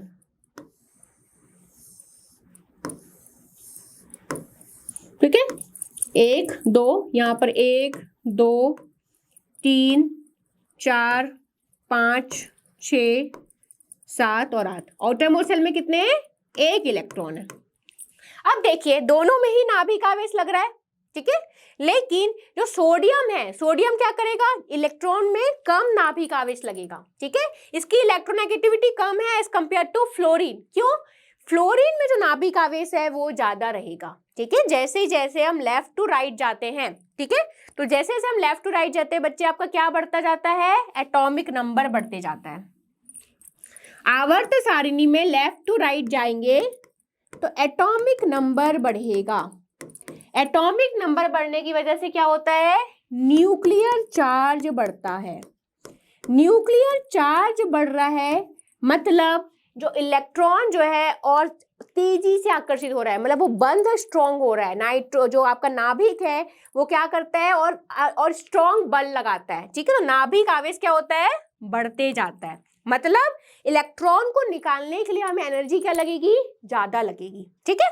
तो बच्चे देखो फ्लोरीन आपका लास्ट में, इलेक्ट्रॉन को निकालने के लिए हमें एनर्जी ज्यादा लगेगी। वही आपका सोडियम किस साइड है, लेफ्ट साइड है, इलेक्ट्रॉन को निकालने के लिए एनर्जी कम लगेगी। तो इलेक्ट्रोनेगेटिविटी किसकी कम है, आपकी सोडियम की कम है, उसकी इलेक्ट्रोनेगेटिविटी कम होती है, कम ऊर्जा से बंधा हुआ है इलेक्ट्रॉन। वही अगर हम फ्लोरीन की बात करेंगे तो ज्यादा ऊर्जा से, ज्यादा बल से बंधा हुआ है, ज्यादा ऊर्जा खपत करनी पड़ेगी, ठीक है।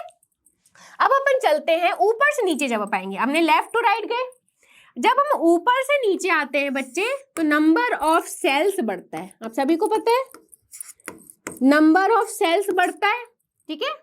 तो देखिए नंबर ऑफ सेल्स बढ़ रहा है, 2 3 4 5 6 7, ठीक है। तो मतलब यहां पर नंबर ऑफ सेल बढ़ते जाता है। ऊपर से हम नीचे आएंगे तो नंबर ऑफ सेल्स जो है बढ़ता जाता है। नंबर ऑफ सेल्स बढ़ रहा है मतलब क्या हो रहा है बच्चे, बीच में नाभिक और आउटरमोस्ट सेल में जो इलेक्ट्रॉन है उन दोनों के बीच में दूरियां बढ़ रही है, दूरियां बढ़ रही है, ठीक है। इसमें बढ़ने का मतलब क्या है, जो आपकी नाभिक और आउटरमोस्ट सेल में इलेक्ट्रॉन के बीच की दूरी बढ़ते जा रही है। दूरी बढ़ रही है बच्चे, तो इसमें क्या लगेगा हमें, उनमें जो बल है वो बल क्या होगा, कमजोर होते जाएगा, ठीक है। जो बल है वो धीरे धीरे क्या होते जाएगा, कमजोर होते जाएगा, क्योंकि दूरियां बढ़ रही है। बल कमजोर होगा तो हमें कम एनर्जी खपत करनी पड़ेगी, किसके लिए, इलेक्ट्रॉन को निकालने के लिए। जो सबसे ऊपर में है उनमें सबसे ज्यादा बल लगेगा, जो सबसे नीचे में एटम एलिमेंट है उसमें सबसे कम बल लगेगा, सबसे कम एनर्जी खपत करनी पड़ेगी। मतलब इलेक्ट्रोनेगेटिविटी सबसे ऊपर वाले तत्व की ज्यादा होगी। क्यों, क्योंकि यहाँ पर दूरियां जो क्या है वो क्या है बच्चे, दूरियां कम है। जो आपका इलेक्ट्रॉन और बीच में जो नाभिक है उनके बीच में दूरियां कम है। जैसे जैसे हम नीचे आते जाएंगे दूरियां बढ़ रही है, दूरियां बढ़ रही है तो बल कम लग रहा है आउटरमोस्ट सेल में, ठीक है। तो अब हम आते हैं एक्चुअल क्वेश्चन में। इसमें बहुत सारे कॉन्सेप्ट है और मैं बेसिक से पढ़ा रही हूँ, जो बच्चों को नहीं पता है वो भी समझ जाएंगे, ठीक है। अब बच्चे हम देखिए ऊपर से नीचे जैसे जैसे आते हैं क्या बढ़ता है, नंबर ऑफ सेल बढ़ रहा है। नंबर ऑफ सेल बढ़ रहा है तो बीच में नाभिक और आउटरमोस्ट सेल में जो इलेक्ट्रॉन है उनके बीच में दूरियां बढ़ रही है। दूरियां बढ़ रही है, नाभिक आवेश कम लगेगा, नाभिक आवेश कम लगेगा, इलेक्ट्रॉन को हम इजिली निकाल लेंगे। तो आप देखिए अब इसमें से कौन सा हाईएस्ट इलेक्ट्रोनेगेटिविटी है, सबसे ऊपर वाले का, बेरिलियम का सबसे हाईएस्ट इलेक्ट्रोनेगेटिविटी होगा, क्योंकि वो आउटरमोस्ट सेल में जो इलेक्ट्रॉन है उसको आकर्षित कर, बहुत तेजी से आकर्षित कर रहा है, बल बहुत स्ट्रॉन्ग है, ठीक है। ओके, अब हम नेक्स्ट क्वेश्चन में चलते हैं। Which of the following element is an alkaline soil metal. इसको एल्कलाइन अर्थ मेटल कर लो। एल्कलाइन अर्थ मेटल निम्नलिखित में से कौन सा तत्व एक क्षारीय मृदा धातु है? बोरॉन, एल्यूमिनियम, कैल्शियम या फिर nitrogen? Which of the following is an alkaline earth metal निम्नलिखित में से कौन सा तत्व एक क्षारीय मृदा धातु है? बोरॉन, एल्यूमिनियम, कैल्शियम या फिर nitrogen? Which of the following element is an alkaline earth metal? क्षारीय मृदा धातु। अभी जस्ट थोड़ा देर पहले मैंने बताया था बच्चे, जो ग्रुप 2 के जितने भी एलिमेंट हैं उसे हम क्या बोलते हैं? क्षारीय मृदा धातु। और क्षारीय मृदा धातु क्यों बोलते हैं? क्योंकि जब हम इसे ऑक्सीजन के साथ रिएक्ट करवाएंगे तो ये क्या बनाता है? बेसिक ऑक्साइड बनाता है। और अर्थ क्यों बोल रहे हैं? क्योंकि अर्थ क्रस्ट में बहुत ज्यादा पाया जाता है। अर्थ क्यों बोल रहे हैं? अर्थ क्रस्ट में पाए जाने की वजह से। तो कौन कौन से एलिमेंट है जो ग्रुप 2 के पाए जाते हैं? Beryllium, magnesium, calcium, strontium, barium और रेडियम। ठीक है, तो अब इसमें से फाइंड आउट कर लीजिए कौन सा है आपका। Calcium will be the right answer, जो ग्रुप 2 में पाया जाता है। ठीक है, जो आपका एल्यूमिनियम वो किस में पाया जाता है? ग्रुप 13 में पाया जाता है। ठीक है, नाइट्रोजन किस में पाया जाता है? ग्रुप 15 में पाया जाता है। ग्रुप 15 में पाया जाता है। एल्यूमिनियम किस में पाया जाता है? ग्रुप 13 में पाया जाता है। ठीक है, इसका सही आंसर क्या होगा? इसका सही आंसर आपका calcium will be the right answer. ठीक है, नोट कर लो एक बार सभी। ओके, नेक्स्ट क्वेश्चन की ओर मूव करते हैं। Which of the following element in group A1 has the highest melting point? समूह 1 में निम्नलिखित में से किस तत्व का गलनांक सबसे अधिक है? सोडियम, पोटेशियम, रुबिडियम या फिर सीजियम? इनमें से किसका सबसे ज्यादा मेल्टिंग पॉइंट है? सबसे ज्यादा गलनांक किसका है? Which of the following element in group 1 has the highest melting point? समूह 1 में निम्नलिखित में से किस तत्व का गलनांक सबसे अधिक है? सोडियम, पोटेशियम, रुबिडियम या फिर सीजियम? किसका गलनांक सबसे अधिक होता है? किसका मेल्टिंग पॉइंट सबसे अधिक होता है? बच्चे देखो, जब हम ऊपर से नीचे की ओर आएंगे तो मेल्टिंग पॉइंट जो है बढ़ते जाता है। ठीक है, सबसे अगर आप जाओगे lithium, sodium, potassium, rubidium, caesium, francium, ये किस तत्व है? किसके एलिमेंट्स है? ग्रुप 1 के एलिमेंट है। ठीक है, किसका सबसे नीचे में कौन है बच्चे? सीजियम है। सीजियम का सबसे ज्यादा मेल्टिंग पॉइंट होता है। वैसे अगर हम मेटल और नॉन मेटल की बात करेंगे तो नॉन मेटल का मेल्टिंग पॉइंट कम होता है और मेटल का मेल्टिंग पॉइंट ज्यादा होता है। ठीक है, वही जब ऊपर से नीचे की ओर रहेंगे तो आपका एटॉमिक नंबर बढ़ते जा रहा है, आपका मेल्टिंग पॉइंट जो है बढ़ते जाएगा। ठीक है, ओके, नेक्स्ट क्वेश्चन की ओर आगे बढ़ते हैं। समूह 1 में निम्नलिखित में से कौन सा तत्व सबसे कम क्रियाशील है? Which of the following element in group 1 is the least reactive? Lithium, sodium, potassium, rubidium? समूह 1 में निम्नलिखित में से कौन सा तत्व सबसे कम क्रियाशील है? सबसे कम क्रियाशील वाला कौन सा तत्व है? सबसे कम क्रियाशील वाला कौन सा तत्व है? Which of the following element in group 1 is the least reactive? जल्दी से आंसर बता दो। Which of the following element in group 1 is the least reactive? निम्नलिखित में से समूह 1 में कौन सा तत्व सबसे कम क्रियाशील है? लिथियम, सोडियम, पोटेशियम या फिर रुबिडियम? बच्चे अगर हम ग्रुप 1 की बात करेंगे तो ग्रुप 1 में सबसे ऊपर क्या आता है? Lithium, then sodium, then lithium, sodium, potassium, rubidium, caesium और फ्रांसियम। ठीक है, अब बच्चे देखो, जब ऊपर से नीचे की ओर जाते जाते तो नंबर ऑफ सेल बढ़ते जाता है। नंबर ऑफ सेल बढ़ रहा है, कहने का मतलब है क्या है? एटॉमिक रेडियस बढ़ रहा है, परमाणु त्रिज्या बढ़ते जाता है, एटॉमिक रेडियस बढ़ते जाता है। एटॉमिक रेडियस कहने का मतलब डिस्टेंस बिटवीन आउटरमोस्ट इलेक्ट्रॉन और आपका बीच का क्या है? नाभिक, इन दोनों के बीच में डिस्टेंस बढ़ रहा है। डिस्टेंस बढ़ रहा है जिसकी वजह से देखो एटॉमिक रेडियस मतलब क्या है, डिस्टेंस बिटवीन आउटर मोस्ट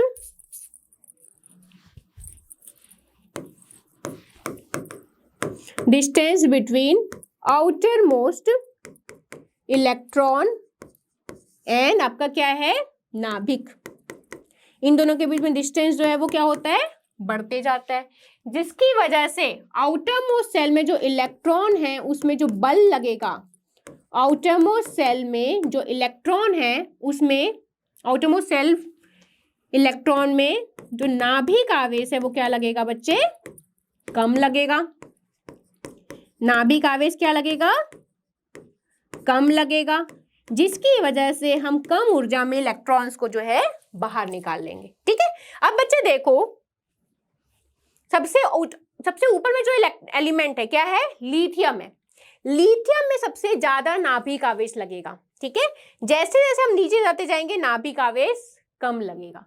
कहने का मतलब है किसी भी अभिक्रियाशील का कहने का मतलब क्या है, अभिक्रिया में किसी भी बॉन्ड बनाते, बंध बनाते, रिएक्शन करते हैं तो जो आउटर मोस्ट सेल में जो इलेक्ट्रॉन है वही तो पार्टिसिपेट करता है। इसको पार्टिसिपेट करने के लिए क्या करना पड़ेगा, अपने सेल से बाहर जाना पड़ेगा। ठीक है, तो अभी मैंने क्या समझाया, ऊपर से नीचे जाते हैं तो क्या होगा, इसका आंसर क्या होगा बच्चे, लिथियम होगा। लिथियम क्यों होगा यही समझा रही हूं मैं। ऊपर से लेके नीचे जाते जाएंगे तो अभिक्रियाशील बढ़ते जाता है। क्यों, कोई भी अभिक्रिया करवाएंगे तो जो आउटर मोस्ट सेल में जो इलेक्ट्रॉन है वो रिएक्शन में पार्टिसिपेट करता है। इलेक्ट्रॉन को पार्टिसिपेट करने के लिए क्या करना पड़ेगा, अपने सेल से बाहर जाना पड़ेगा। तो सेल से बाहर वो कब जाएगा, जब उसको ऊर्जा मिलेगी। ठीक है, तो उसको कम ऊर्जा में पार्टिसिपेट कर लेना है। जब वो ऊपर से नीचे जाएंगे तो इलेक्ट्रॉन इजीली बाहर जा सकता है कम ऊर्जा में, लेकिन लिथियम के जो इलेक्ट्रॉन को अगर हमको पार्टिसिपेट करवाना है तो हमें ज्यादा ऊर्जा देनी पड़ेगी। क्यों, इसमें नाभिक आवेश ज्यादा लग रहा है, आकर्षित, बहुत टाइटली अट्रैक्टेड है नाभिक से। ठीक है, तो आपका सही आंसर क्या होगा, लिथियम जो है लीस्ट रिएक्टिव है। ठीक है, मोस्ट रिएक्टिव मतलब उसका इलेक्ट्रॉन इजिली रिएक्ट कर जा रहा है। इलेक्ट्रॉन इजिली रिएक्ट कर जा रहा है कहने का मतलब हमको कम ऊर्जा देना पड़ेगा इलेक्ट्रॉन को निकालने के लिए। ठीक है, आई थिंक समझ में आ गया होगा क्वेश्चन। नेक्स्ट क्वेश्चन में चलते हैं। Which of the following element in group 2 is used in the manufacture of cement. समूह 2 में निम्नलिखित में से किस तत्व का उपयोग सीमेंट के निर्माण में किया जाता है, बेरिलियम, मैग्नीशियम, कैल्शियम या फिर barium. Which of the following element in group 2 is used in the manufacture of cement.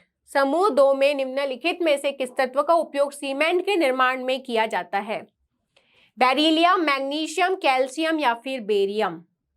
बच्चे सीमेंट में जो हम लोग उपयोग करते हैं किसका उपयोग करते हैं, लाइमस्टोन का। लाइमस्टोन में क्या पाया जाता है, कैल्शियम पाया जाता है। ठीक है, लाइमस्टोन का उपयोग करते हैं हम बेसिकली सीमेंट बनाने के लिए। लाइमस्टोन का अगर आप केमिकल फॉर्मूला देखोगे, केमिकल कंपोजिशन देखोगे तो उसमें क्या पाया जाता है, कैल्शियम पाया जाता है। ठीक है, इसको नोट कर लीजिएगा। ओके, नेक्स्ट क्वेश्चन की ओर आगे बढ़ते हैं। Which of the following element in group 1 is known as spontaneously ignite in the air? समूह 1 में निम्नलिखित में से कौन सा तत्व हवा में अनायास प्रज्वलित होने के लिए जाना जाता है, सोडियम, पोटेशियम, रुबिडियम या फिर caesium. Which of the following element in group 1 is known to spontaneously ignite in the air? कहने का मतलब है कौन सा सबसे ज्यादा अभिक्रियाशील है, अगर इसको हवा में हम छोड़ देंगे तो जल जाएगा, प्रज्वलित हो जाएगा। Which of the following element in group 1 is known to spontaneously ignite in the air? निम्नलिखित में से समूह 1 में कौन सा तत्व हवा में प्रज्वलित होने के लिए जाना जाता है। तो बच्चे देखिए, प्रज्वलित होने का मतलब क्या है, जब इसको हवा में अपन रखेंगे, एयर में रखेंगे तो ऑक्सीजन के साथ अभिक्रिया कर जाएगा। ठीक है, ऑक्सीजन के साथ रिएक्ट कर जाएगा, इसीलिए हम क्या करते हैं, इसका सही आंसर क्या होगा, इसका सही आंसर क्या होगा, सोडियम या potassium. Which of the following जो इग्नाइट हो जाता है। बच्चे सोडियम और पोटेशियम दोनों ही आपके सही आंसर हो सकते हैं। सोडियम पोटेशियम दोनों को ही हम क्या करते हैं, किसमें डुबो के रखते हैं, केरोसिन में डुबो के रखते हैं। केरोसिन में डुबो के रखते हैं सो दैट ये रिएक्ट ना कर जाए। ठीक है, इस टाइप का क्वेश्चन जो पूछा जाए, सोडियम पोटेशियम दोनों ही होता है, दोनों को ही हम जो है केरोसिन में डुबो के रखते हैं कि दोनों ही बहुत ज्यादा अभिक्रियाशील है। अगर सोडियम पोटेशियम में से देखेंगे, सोडियम बहुत ज्यादा क्रियाशील है, ठीक है, दोनों ही बहुत ज्यादा अभिक्रियाशील है, दोनों को ही हम केरोसिन में डुबो के रखते हैं, ठीक है, दोनों ही बहुत ज्यादा अभिक्रियाशील है, याद रखिएगा। तो बच्चे ये सारे क्वेश्चन बहुत इंपॉर्टेंट है, आपके केमिस्ट्री के जो मेटल नॉन मेटल चैप्टर बहुत ज्यादा इंपॉर्टेंट है, पीरियोडिक टेबल से बहुत सारे क्वेश्चन आते हैं, ये मोर देन इनफ है आपके एग्जामिनेशन पॉइंट ऑफ व्यू से। मैंने डिटेल में इसलिए थोड़ा सा लिया है सो दैट जो बच्चे फाउंडेशन बैच से हैं या फिर जिनको समझ नहीं आ रहा है उनको अच्छे से समझ में आ जाए। पूरे रटने पे मत जाओ, पहले समझ जाओ, उसके बाद आपको सारी चीजें याद हो जाएगी, ठीक है। सो आज के क्लास को हम यहीं पर वाइंड अप करते हैं। Thank you so much, bye bye.